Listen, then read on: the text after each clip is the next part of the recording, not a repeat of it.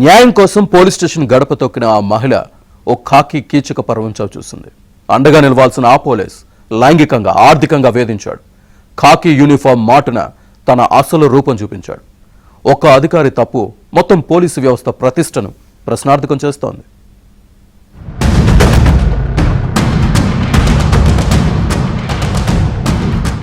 రక్షణ కోసం police station మెట్లెక్కిన ఓ బాధితురాలిని ఆమె బలహీనతలను ఆసరాగా చేసుకుని లైంగికంగా ఆర్థికంగా వేధించాడో పోలీస్ అధికారి. ఆ మహిళ ఓ సమస్యలో ఉండి న్యాయం కోసం హైదరాబాద్లోని జూబ్లీహిల్స్ పోలీస్ స్టేషన్ ను ఆశ్రయించింది.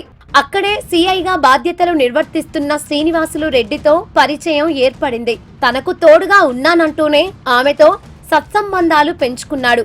ఆమె నిస్సహాయతను బలహీనతలను ఆసరాగా చేసుకుని శారీరకంగా లొంగదీసుకున్నాడు.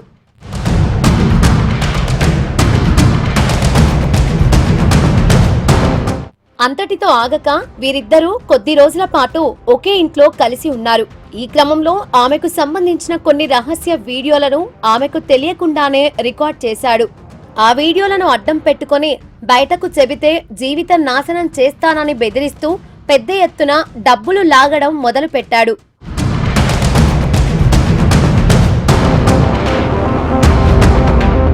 బాధితురాలు నుంచి పెద్ద మొత్తంలో డబ్బులు తీసుకున్నాక ఆమె నుంచి ఎదురవుతున్న ఒత్తిడి తట్టుకోలేకపోయాడు. ఇక తన జీవితం నుంచి వదిలించుకునేందుకు సిఐ శ్రీనివాసులు రెడ్డి రకరకాల కుట్రలు విశ్వ ప్రయత్నాలు చేయడం ప్రారంభించాడు. కానీ అతడి పాపాల పుట్ట పగలడానికి ఎక్కువ సమయం పట్టలేదు. ఒక విషయం చెప్తా, ఏంటో అంటే ఒక నిమిషం చెప్పు. ఆ ఫోటోలు ఎడంటాడు ఇచ్చేసినావు, ఓకే? దాంట్లో నేను ఒక్కనేం లేను, ఓకే? అది చూసుకో జాగ్రత్త.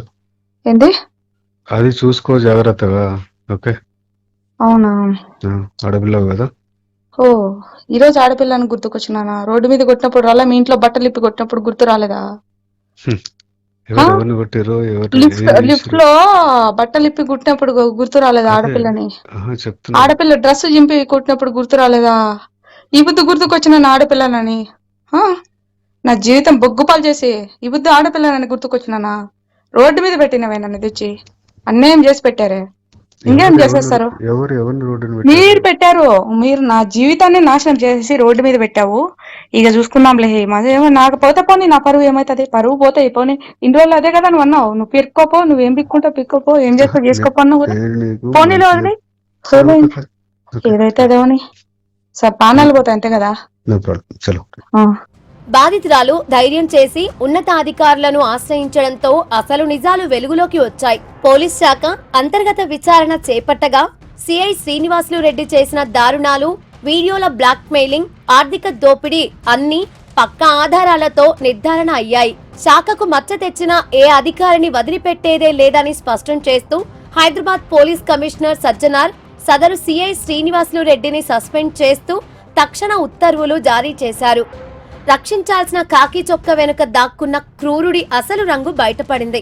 చట్టం ముందు అందరూ సమానులే అని నిరూపిస్తూ కమిషనర్ తీసుకున్న ఈ నిర్ణయం బాధితురాలికి ఉపశమనాన్ని ఇవ్వడమే కాక అధికార మదంతో ప్రవర్తించే మిగతా వారికి ఒక హెచ్చరికలా నిలిచింది.